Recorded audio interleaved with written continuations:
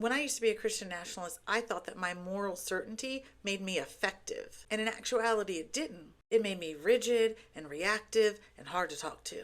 And now, years later, I'm watching the same thing happen to some of my friends on the left. Their intentions are beautiful, but their trauma underneath their message is not being acknowledged. And when trauma is steering the wheel, it feels like activism, but it shows up very different. Here's the difference. Activism wants to create change.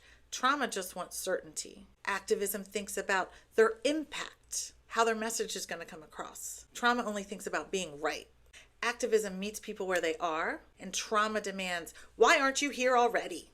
Both positions come from pain, from oppression, but only one position actually moves people to change. The people who you want to hear your message. The truth is, some of the most reactive behavior I see online, calling people out without context, assuming the worst in people, policing every word, and even purity testing your allies. That isn't activism.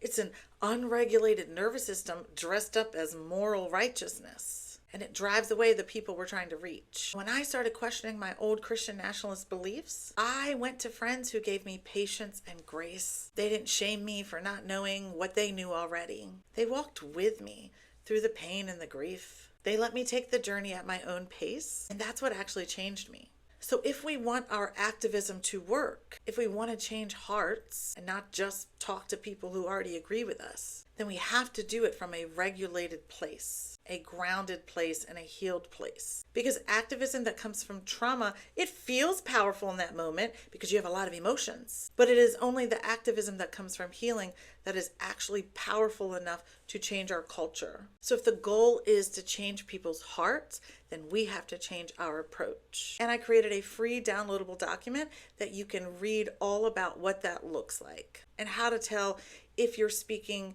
with true activism and from a healed place, or if you're speaking from trauma and not actually going to make a lot of change. I want us all to heal and learn from this so that we can have a better impact in this world.